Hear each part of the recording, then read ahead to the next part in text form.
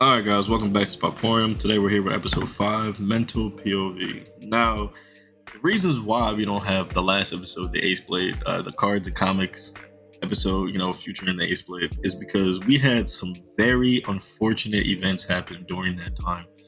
We had a small little, conundrum with the audio, and we wound up having to scrap the entire episode. But some key things that I want to bring into, the beginning of this episode from the last episode was that we have on June 30th, we're actually doing a live stream giveaway. And the last three was going to be for 6 hours long. There's going to be questions each hour. The last 3 hours, one person will win one prize for each of those hours. So the last 3 hours will be 2 questions. Whoever gets the first 2 questions right first time gets a prize. Obviously, no person can win 2 prizes, 1 prize each person.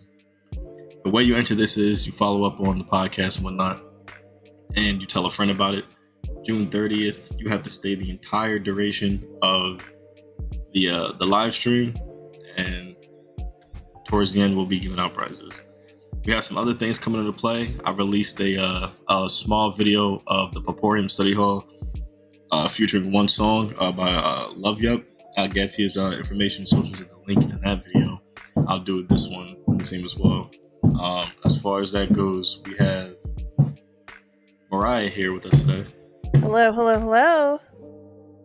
And today we're going to be talking about just some things you can do, and I guess we do ourselves, about mental health, and kind of giving it more.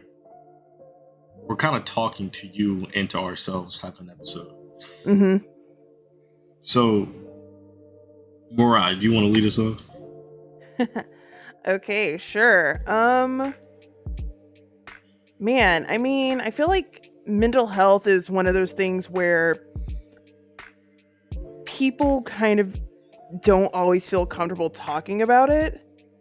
Yeah, no, I agree. Because it's kind of like, it's a gray area for some people, because it's a very sensitive topic, yet you have to be aware of your own mental health and other people's. You know what I'm saying? Yeah, and I feel like specifically, at least since 2020, a lot of people have experienced a huge change in their own personal mental health. I know for me, like in 2020, my life kind of completely changed, and my whole mental focus was just knocked completely off the rails.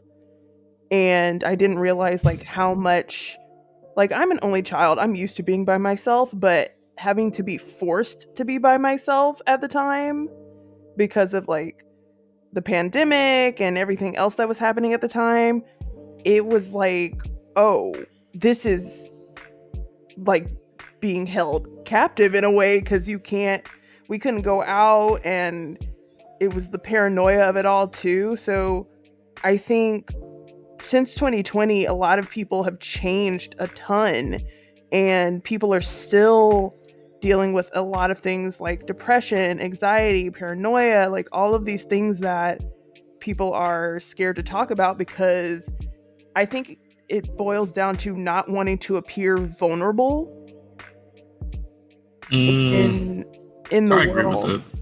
I agree with that to a sense. I mean, I get what you're saying as far as when it comes to being vulnerable. Being vulnerable is the most challenging thing to do in this point in time, and I only say that because people, it's very hard to be open anymore.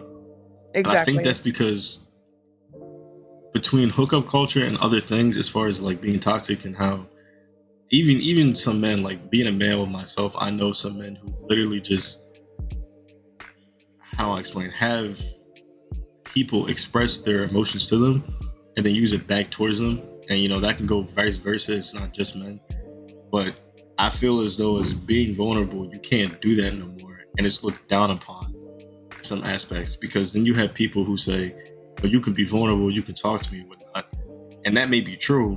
But when you're angry, you do and say things that you normally would not say or do. So someone could have been open with you, and then now you're angry at this person, and now you have fuel to use against that person, and you use it. And I mean, that in itself is even, how do you explain that? That's more of like, Mariah, help me out here. How would you explain that? Because I'm trying. You get what I'm saying, right? I get what you're saying. It's a trust issue. Yeah, like, and that falls into trust. Like, if I'm put like this, if you're telling me that I can be vulnerable with you, you're telling me that I can open myself up to you and be completely trusted to you, and you can trust me into me being able to express my emotions and tell you what's going on Yeah. without you A, judging me, or B, feeling or getting at a way to use what I'm telling you. Yeah, to manipulate you. Yeah, to manipulate. Because I feel as though, like, me personally, like, when people say, "Oh, you can be vulnerable," like, I don't believe you. Like, I'm sorry. No, Like, I'm the same way. like, on some cases and scenarios, I'm too open.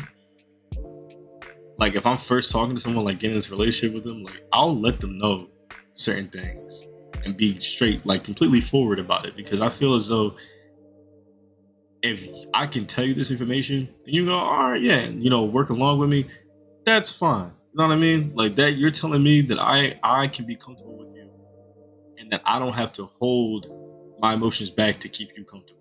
You know what I'm saying? Yeah. And No, it's go on. no, I was just saying, like, because the thing is, for me personally, it's like those people who truly know you, like you've shown them every layer of your identity. I Yeah, think those are the people that can truly help you or they could truly harm you. exactly.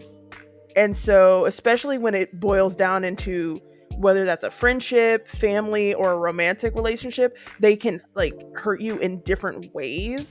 And how that affects you can completely just send you, into a very different place. Exactly. And I agree with that because, like, as you were saying, like, recite what you just said, that last little bit. About like when people hurt, like it's the people closest to you that when they hurt you, it hurts worse than any like All right, like yeah. someone I barely know, like if a troll on TikTok calls me ugly or something like that, I don't care because I know for a fact they'd probably never say it to my face. Yeah. But and then see, I see what you're saying, because then it's like if someone that you know says it, you're like, well, man, fuck, like, Yeah, I'm like, dang. Like, okay, uh, where's this coming from? Why are you hurting my feelings all of a sudden? I thought we were sisters or something. Like, it's that same sort of dynamic where the closer that you are to these people, the more kind of weapons they have if it ever gets to that point. And I think as children, our parents don't really raise us. At least my parents didn't really raise me to fully understand things like rejection, to fully understand that, people will rely on you as much to be like, okay, you have to have friendships and you have to have these things. Because, like I said, I'm an only child. So I didn't grow up with like kind of knocking out those dynamics of having to share and all that other stuff yeah, until I was older. And because I was also considered a miracle baby, my parents spoiled me a ton. And so once I got out from under my parents, all of a sudden it was like people, like guys would reject me, like if I like tried to talk to them, and I would just be like, what, you can't reject me, I am like a freaking angel, like I'm a damn miracle, like things like that would come to my brain. And then it would just spiral to, oh my gosh, am I not a miracle, oh my gosh, have my parents been lying to me my entire life, like all these different things. And it's one of those things where in the future, if I were to have a child, I would definitely teach them how to handle rejection and teach them how to like handle mental health issues, because especially in, like, I don't know your POV on this, but especially from my perspective, in the African American community, it's very much so like, nope, we're not going to talk about that. Yeah, no, I kind of agree with that, and I feel as though it's like the whole "we're not going to talk about it" thing. Its stance is like, at least in my family, it's declining a little bit. And, like, it was a lot like bigger when I was younger, but like as now, it's more of like, yeah, no, we're gonna have to talk about that, bro. Like, why'd you do that? like sort of thing. But I agree with you. I mean, I feel as though at a young age, we don't really get the lessons of like what's going on with you and like how are you feeling sort of lessons. We get the kind of, okay, you feel like this, and then when you go to confront, I guess, the parent and ask them like, why'd you do this, they blow it off, and then it never gets talked about like ever again. Sort of Yeah. situation. You get what I'm saying? Because it's like they teach us to stick up for ourselves and then explain and express our emotions, but then we do that, and then either one of two things happen. If you have an extremely good parent, they'll sit down and get on your level and try to understand how you're feeling and be there as best as they can. And then you have the second option where they'll use being the adult and being the parent as a shield to just, that's why I did it. You know what I'm saying? No, like it's the because I said so method. Yeah, You because I know. said so method is the most easiest scapegoat method for parenting I've ever seen. Because you don't have to explain anything. And then to a child, once you hear those words, it's solidified. That's it. Like Oh yeah. that's it. Yeah, You're done. there's like the conversation is over. Get ready for dinner. I'm not talking about this anymore tonight, like, or ever probably. Like, and that's it. And I feel as though And that causes trauma. Like that causes it trauma does. to I us mean, as like children, and then we hold that onto it until we eventually get therapists or find toxic avenues. yeah, and I feel as though, as far as it comes to like that in general, I feel as though we would have less issues, and instead of finding therapists, our parents would actually be the therapist. You know what I'm saying? Oh yeah. Because No, for I sure. feel like even as a young child, we should be taught, or children in general should be taught. Like you had said, like they should be taught about rejection and about more social,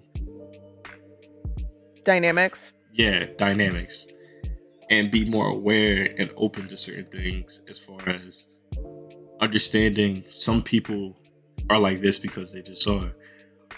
Or some people are like this because something at home is happening, or some people are like this because they choose to be, or even like in the LGBT community, like some people are like they love who they love because that's how they love, and we Hmm. should be taught that, or they or children in general should be taught that and understand how this sort of thing works, like the social sphere. You know what I'm saying?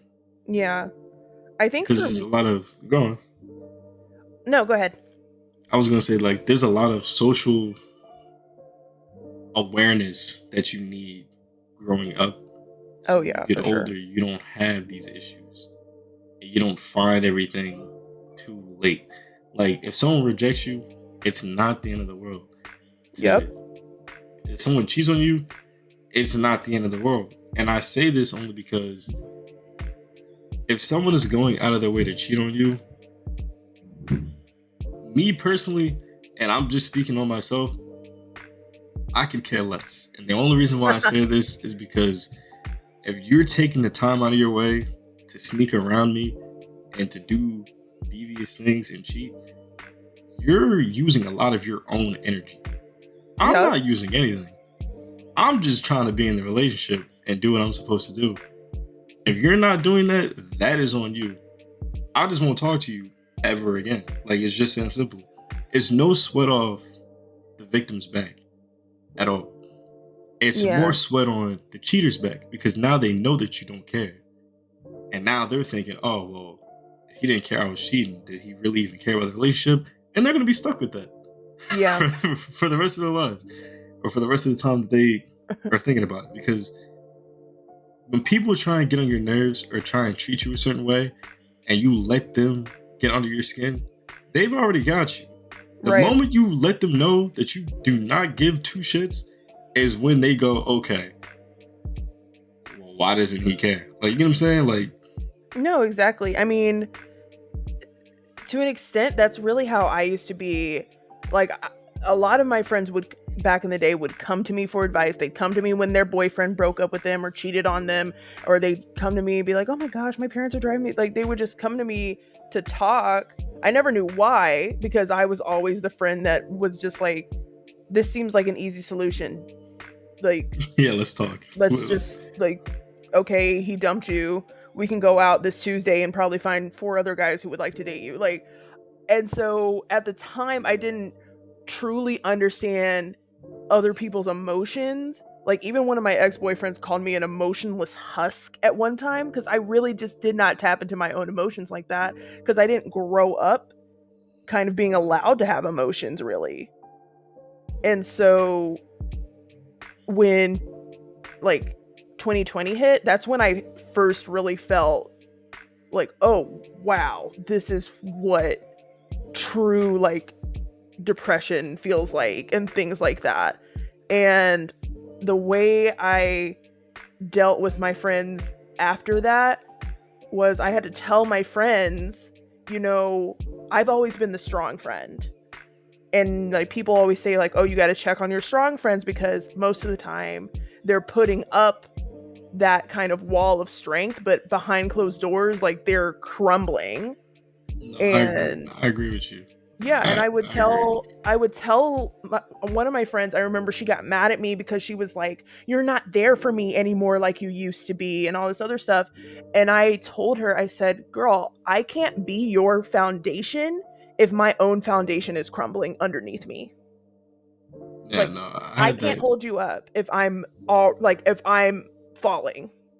Yeah, no, I had that same issue and that same problem, and I feel as though people who, because, like, I'm not gonna say who it is, obviously, but this individual called me in the dead of night, like in the dead of Oh night, my gosh. like 12, 3, 2, 1, 4, Oh no. 11 Not at a.m. all. No. And I'm like, you know what? And after a while, and this would go on for like at least 2 years. And at Wow. some point, and I didn't bother me because I was already awake. I think it bothered me more that she knew I was up. Like, and I'm sitting there and I'm like, okay. And I would give solutions to these very simple problems. And I think, like, the strong friend, syndrome is where they know that you're going to talk to them because you're not an asshole. You're Right. going to be there for them. You're not and going to ghost them. Exactly. You're going to talk to them. And it bothers me that they use the be a nice person like thing against you, because you're being a nice person, you're giving them solutions. But what started to bother me was, if you're not following the advice I give you and you're coming back to me with the same issue, oh my gosh, yes, I don't want to talk to you at all. And it stuck with me because my mother told me, I'll never forget, she was like, Jaden, she was like, you have to start being more selfish. You have to put yourself first. And I started doing that.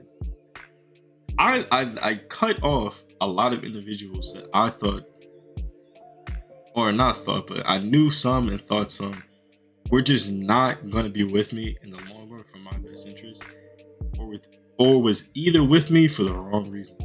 Right. And this caused a lot of problems for me. Not for me personally, but like for them, which then started causing problems for me.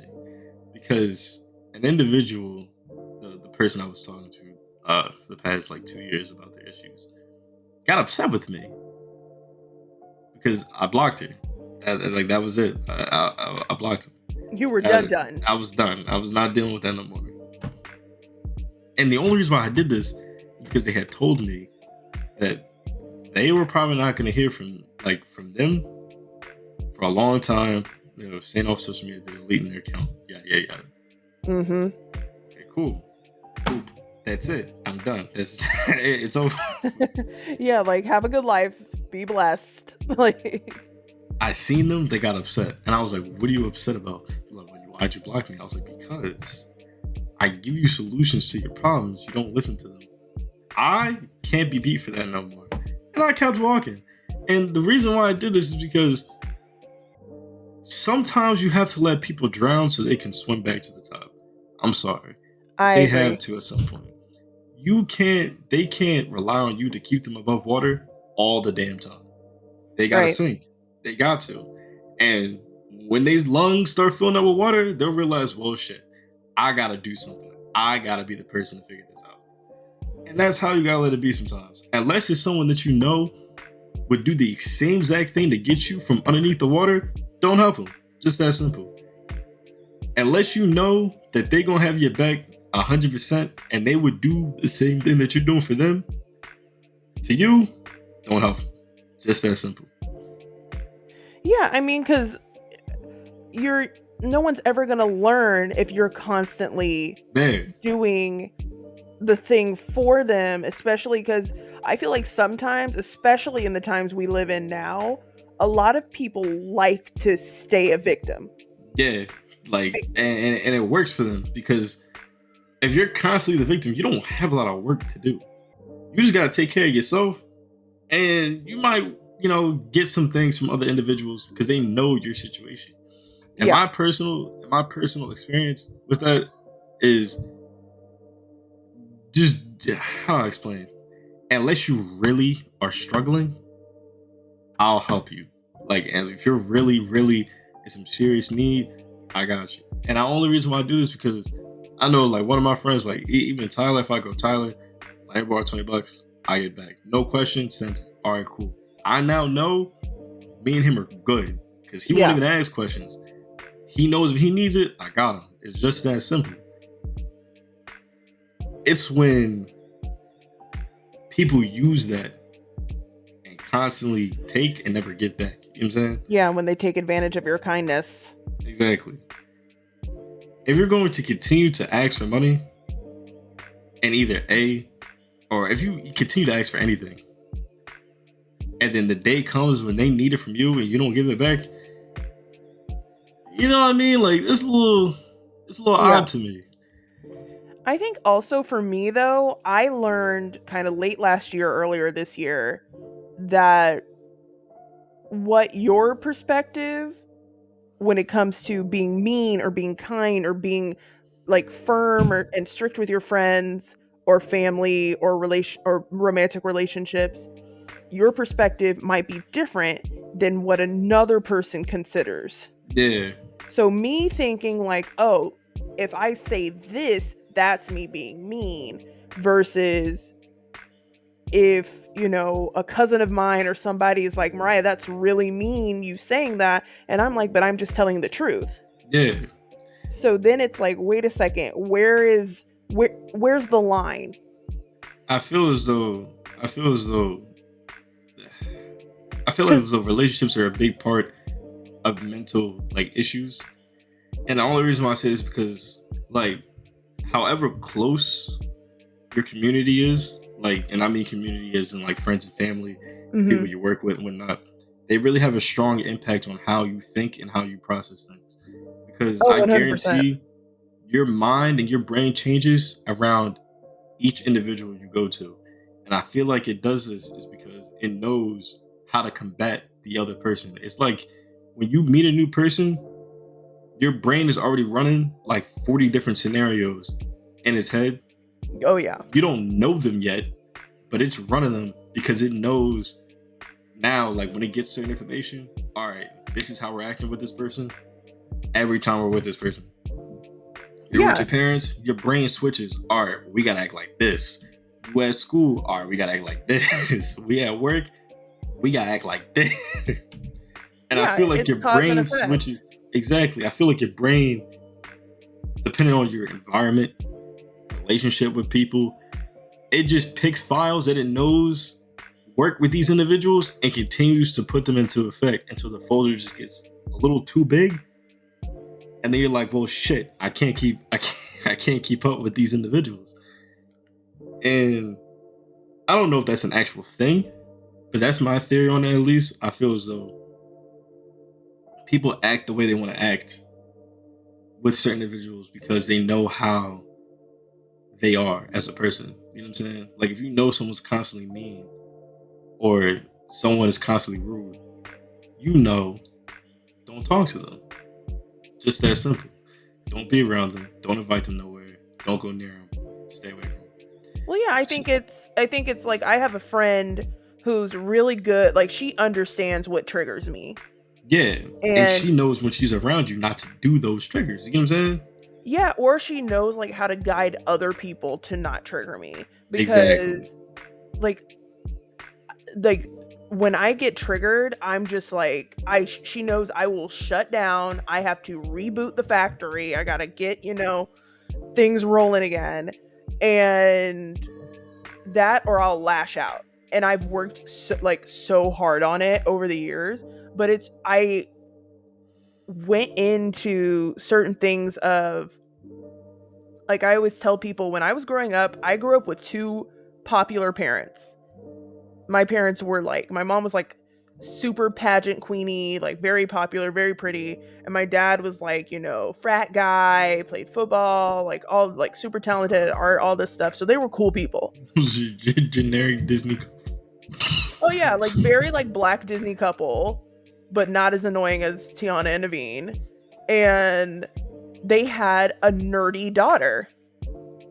Like literally, I was like Black Carrie. I just didn't have superpowers or a super religious mom. Oh boy. And I didn't win prom queen.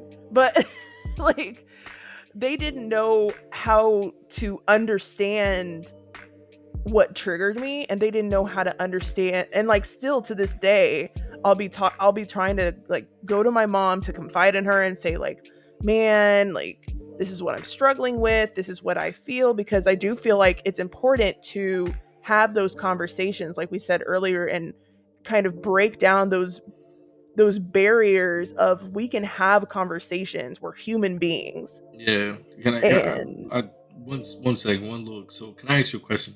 yeah, go for it. So another thing is I want to bring up like when people are triggered, if someone new to you is triggering you, I'm praying, and I'm not saying you do. I'm praying for anyone. Don't lash out on them. They're a new person that you have not met yet. You should be able to express or at least try to explain to them that, hey, I don't like that. That makes me uncomfortable.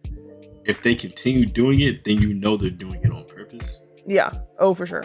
Yeah. Or if like they do it and they say, oh, you know what, I'm sorry, I forgot. Just take a second, breathe a little bit. They didn't mean it. You know, they new to you. They don't know you that well yet. Let them off a little bit. Yeah, no, because I mean, it's rare that I'll lash out on people I like, complete strangers, unless they just really come out of left field on some BS. But like, I had this situation happen recently where a girl, like, I'm in this group chat thing, because I'm in this wedding with all these other bridesmaids, and I had this girl who misunderstood something like a joke I said, and thought it was me like wanting to upstage the bride, which I was like, I don't know why, but that always seems to happen. That always happens. It I was like, always happens with I was like, bridesmaids. what are we in the movie Bridesmaids right now? And literally the girl like was making it seem like I was trying to make it about me and me looking sexy for the wedding. And I was like, I'm gonna be like 5 champagne glasses deep, busting a move on the like dance floor. I'm not gonna worry really about what I look like, because I know I'm not gonna look as good as the bride, because she'll be the bride. But I'm not gonna wear like a potato sack. I'm gonna get my dress tailored. And so she misunderstood me when I said like, oh, I'm gonna get my dress tailored to be like a second skin because I wanted to fit, and said something along the lines of like, oh, like, let's all keep in mind this is about Lexi, so when you go get your dresses tailored, you need to, keep that in mind, and also you need to keep it classy. And To me, that I don't know. I continue. Like in my brain, I knew, I was like, okay, this girl doesn't know you. Yeah, like she doesn't know who you are. Like I'm like, she doesn't know you from, anybody. But for some reason, the term "keep it classy" almost immediately triggered me. Yeah, because it sounded like she was being smart. I mean, through text messages, I don't like. Things can get misconstrued. Yeah, things can get misconstrued. Like if I'm texting somebody and I think something came off a certain way, I'll just ask. I'll just be like, "Hey, did you mean it like this, or did you mean it like this? Like, like, are you being an ass, or are you being just this? You're just saying it because that's how you're saying it." Yeah, And so sometimes you're going. like even with that specific situation, I was like, okay, I can approach this one of two ways. I can either have a, Housewives of Atlanta moment and absolutely drag her for filth and be like, who the F do you think you're talking to? Or I can take a step back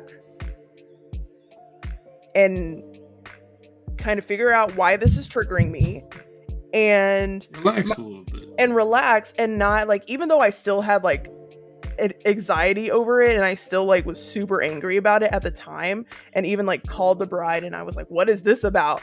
Like all this stuff. I still had to say, well, why are you triggered?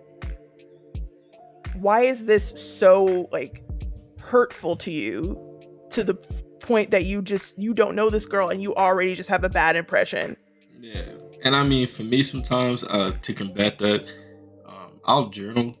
I'll journal a lot. I feel like it's one Same. of the tips that you can do, to help your mental health.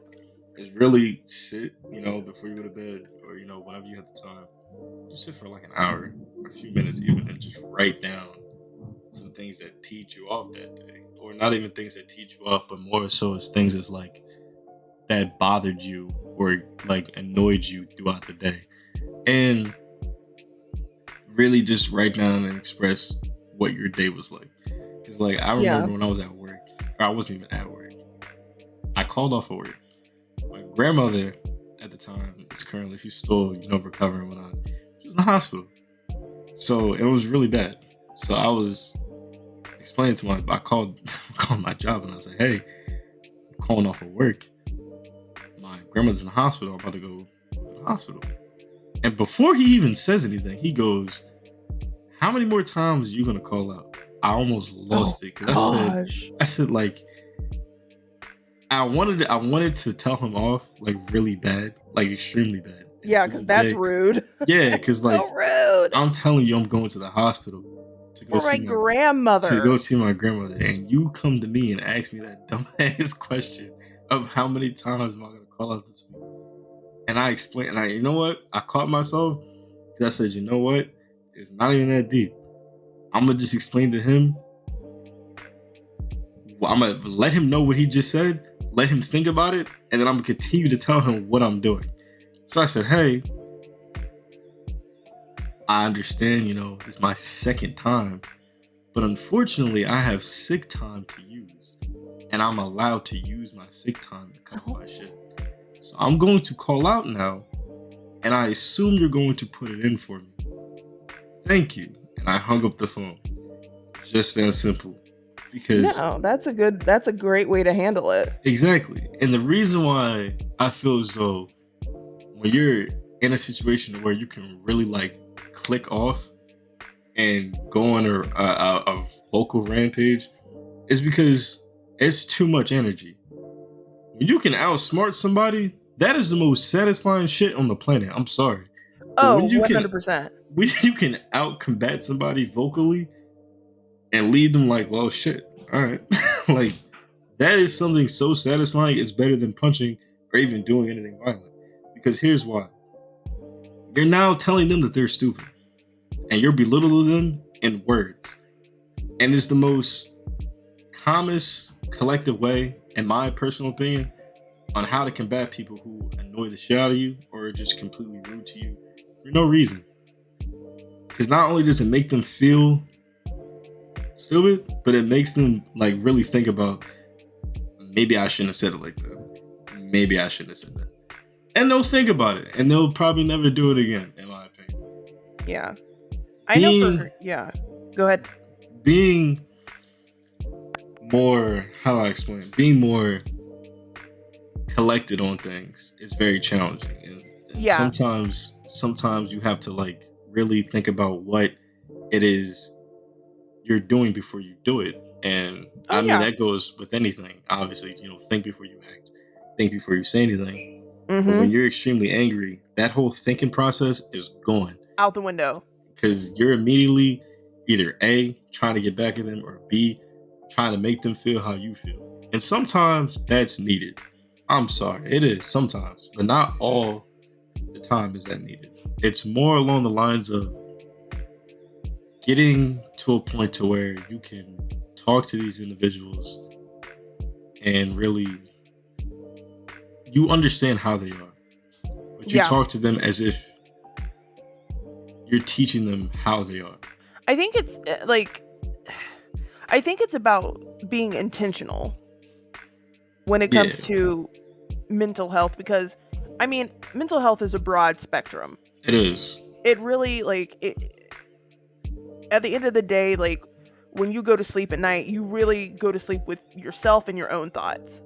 And I think understanding how to be intentional about those things is what can help people be more accountable, but also like understand that it's okay to be vulnerable. It's okay to communicate. And it's also okay to say, like, I can't communicate because I'm struggling with communicating and things like that. Or I'm struggling with trusting other people because I don't trust anyone to tell them what's going on with me. And I think being intentional is something that can help a lot of people, but also understanding forgiveness and understanding that we as people have to be able to forgive ourselves first, um Yeah, and really going forward with understanding like, okay, if I'm going to hold myself accountable for anything that I've done in the past, what I'm doing in the present, it'll help me understand where I need to go in the future, because it is very much so like the butterfly effect of what I say or what I do will influence other people. And if I set something into motion and it comes back to bite me in the butt, in a way, you don't have anyone to blame but yourself because you set it into motion and then didn't hold yourself accountable to handle it before it got out of control. yeah. I feel as though, like, even for content creators and even small creators, keeping yourself held accountable is one of the most testing. It's not the Testing? word. Yeah, there you go. Testing things is because you have to keep yourself accountable and you have to be Oh, aware of the things you say and how you say them because it's the most groundbreaking thing that's a yeah. part of your entire career because literally any word can be either Yeah. like how do you explain, like it could be brought differently to other people. Yeah, and That's people are why. so sensitive these days Yeah, but with things. it's sensitivity, and I feel as though it has a little bit more to do with how they are and how they feel about it. You know what I'm saying? Because I feel as though saying being sensitive is more of saying like they can't handle it. You know what I'm saying? And some people can't. So it's more of like they're sensitive, but they're more.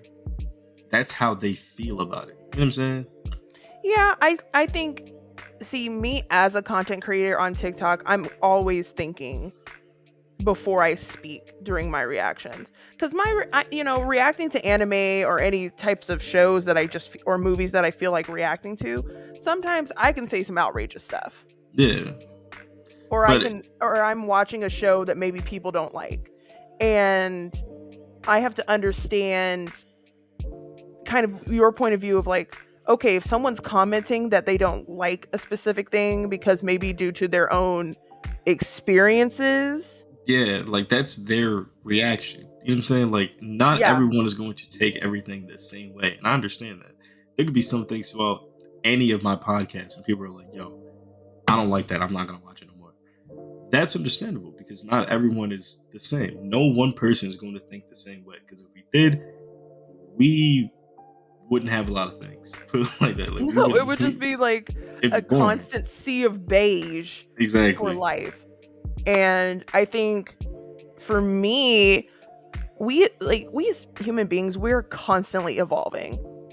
We are. We're evolving literally, emotionally, mentally, physically, spiritually. Sometimes we're always constantly moving into a state of where we're always getting ahead of the next generation or the next uh, nation or planet, whatever. We're always doing something to change and evolve. My thing is, as far as when it comes to jokes, even because I took social awareness, not social awareness, I took humanitarian studies. Jokes are jokes, and I Yeah. understand that. I understand that. I understand when a joke is told to me about my race or about me, it's a joke, and that's how I perceive it. Jokes to other people, they may not take that as a joke. You have to be. It's unfortunate, but you have to be aware of that. Not everyone is going to take your joke as a joke. You know what I mean? And you can say it's a joke all you want. They're not. They're probably not going to take it as one. Well, yeah. Look at the situation with Will Smith and Chris Rock. Like, Yeah, we everyone who was watching it and everyone in the audience at the time, maybe except for Jada, was like, haha, that's kind of funny. yeah, no, because Chris Rock is a comedian. yeah. And It's that's his job. It's his. It happens every single Oscars. You know, someone is going to say a joke about somebody. It's just business, and I hate to say it, but that's how that goes. His job is to be a comedian. His job is to tell jokes about people and say things, and keep it. Keep the crowd and people watching entertained at home. That is his job. What I right. didn't like and enjoy was the fact of how Will Smith presented himself and presented. How do you explain it? He didn't present the African American community. He kind of did, but for that to be the cast line that we had, and for him to do that, you set your own career back. And you set us back a little bit. I'm sorry, because you should have enough patience and enough control after literally just doing a bunch of different movies and whatnot and saying a lot of things about how like you're a more family friendly individual, and then doing that you contradict yourself. Oh yeah. And that night was supposed to be your night. That was your night. You were supposed to get the award for best actor, and you got it. And for what? Because no one cares about that no more. People care about the slap Exactly. heard around the world. Because again, and people say it all the time, physical violence is not always the answer. As you No. can clearly, blatantly see, that was not the answer. No, it should have been the absolute last solution. Exactly. If he really had an issue, he should have been the bigger man and said, you know what, I'm gonna talk, to the people running, the Oscars about it, and some other individuals, and I'm gonna deal with this or just more professional. Communicate to Chris and tell him like, hey, that joke was in poor taste. Jada has been struggling with alopecia, things, because I understand, like, here's the thing. Black women especially, we have very strong feelings about our hair. Our hair has been criticized, our hair has been stolen from us, and all kinds of things. And I understand, but that situation still did not call for physical violence on a international scale that completely overshadowed his entire career in a way, because that's going to be like one of the main things. I mean, it's especially as a black man or a black woman, you like, it's unfortunately, I hate to say it like this, but it's that thing of like, you can't be caught slipping. You can't. And here's what's even crazier. I'm glad you brought this whole Will Smith thing, because you can tell before this, his mental health was already declining. Oh, it was shot. There was one last straw that was needed. Exactly. And the reason why I say this is because if we're being completely honest, if we're being completely open, what's even crazier is he laughed before going up there. And then Yeah. here's even wilder. Jada then went on live and said Will embarrassed her and him, and she don't need her husband to defend her. So here's what's even wilder. Why'd you have him go up there? Right. Why did you not stop him? And this Because if and that this had is been me, I would have been like, no, no, no, no, no, no, no. No, no, no. I'm good. It's fine. exactly. And here's what I tell people all the time. I said, me personally, I would never in my life go to bat for someone who would not do the same for me. Because she definitely would not. She would have not have done that. And here's what's even crazier. The whole August thing with Jada, Oh, the entanglement. I wouldn't went to bat for her at all. I'm not sticking up for someone who doesn't love me. Me personally. Will do what you want, but that's just me. Yeah, I'm not I making mean, nothing work. It just doesn't make any sense to me. You yeah, have all the cards in your hands. You have businesses, movies lined up in 2024 that we don't even know about yet. You got scripts, you got shows you're doing. yeah, dude, he was Why supposed to be set in yourself Aladdin up? too. Exactly. Why contradict yourself and make that speech that you made about how you promote peace, and we're not after forming an act of violence? And this is where mental health plays in. You don't know where people are in their mental health. You don't know what level they're at, which is Yeah, why you always have to be cautious and just be kind to people. There's no reason to be angry at anybody. You don't even know the damn person. You don't know who they are. You have no idea who they are. The yeah, whole single story idea is the most groundbreaking thing that I've learned over this year. It's when you can look at someone and instantly come up with stereotypes for that person. yeah, You can look at a black individual and go, oh, well, he's in a gang or he does drugs. You don't know that. You have no idea. You have no idea who that person is. You can look at a white person and be like, oh, they're rich. They have a lot of money. You have no idea. They could be dirt poor. You have no idea.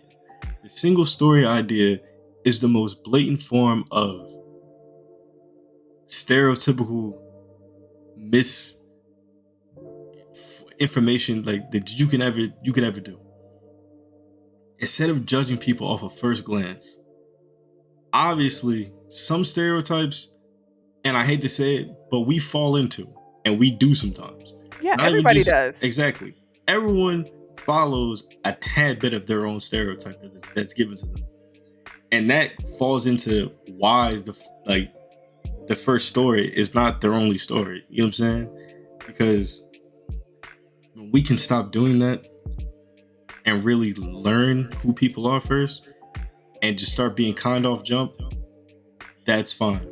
If you could be kind to someone in the beginning, won't have this issue. If they Yeah, come off rude to you, that's completely different. You now know, okay, this person, I'm not dealing with this person no more. You know yeah. what I'm saying? I agree. No, I think, and to some extent, I think it's about choosing to be kind and choosing to give people a chance. Because I mean, we've all done it. We've all seen a person and been like, ugh, no, I don't want to talk to them, or ugh, they're probably like this, or they're probably like that. Or like we'll judge them based off of what they wear or how they talk or how they present themselves, just different things like that. And then you sit across from them at a lunch or a dinner or something, and then all of a sudden you're like, man, I completely misjudged you. And people like will be like, well, what did you think? And it's like, well, I thought this. And people will be like, no, that's I get that all the time. Yeah. Literally people will be like, oh, Mariah, I thought you were gonna be like super mean when I met you, or super like Yeah. intimidating and all this other stuff. And can I be? Yes. But like, you don't know me yet. You know what I'm But saying? yeah, that's not my personality. I'm And not a cartoon character. no, honestly, and I feel as though, to kind of wrap everything up because I'm running out of time a little bit, but that is what it is. Mental health is a wide variation of things, and we should just learn to be kind and really do things to make us feel. You can't love nobody else if you don't love yourself personally. Oh, 100%. And you have to learn how to do these things and combat these things and really be aware of you and other people's feelings and emotions. And as far as that goes, I have nothing further to say. Mariah, do you have anything you want to add? Yeah, definitely. I think one of the best things I could ever feel within my heart to say, and what's gotten me through a lot of stuff in the last like 3 years, is the thought of it's not forever, it's just for now. Yes. So, Well, 1 second. Keep going.